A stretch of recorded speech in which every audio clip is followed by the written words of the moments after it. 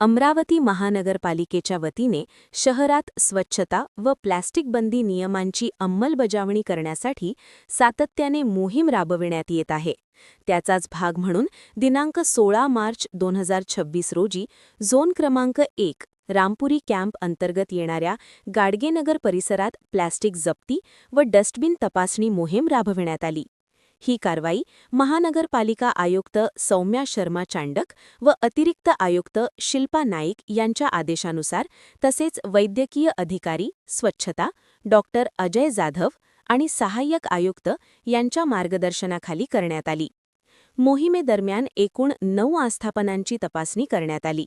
तपासणीदरम्यान काही आस्थापनांमध्ये कापडी व कागदी पिशव्या तसेच 51 मायक्रॉनपेक्षा अधिक जाडीच्या प्लास्टिक पिशव्या वापरल्या जात असल्याचे आढळून आले. मात्र एका आस्थापनात प्रतिबंधित प्लास्टिकचा वापर आढळून आल्याने संबंधित आस्थापना चालक सचिन पालेकर यांच्याकडून 5,000 रुपयांचा दंड वसूल करण्यात आला. या मोहिमेत प्लास्टिक नोडल अधिकारी विनोद टांक, ज्येष्ठ स्वास्थ्य निरीक्षक राजू डिक्याव, प्लास्टिक स्वास्थ्य निरीक्षक सचिन सैनी तसेच स्वास्थ्य निरीक्षक निखिल खंगाळे, प्रवीण उसरे आणि रोहित हडाले उपस्थित होते.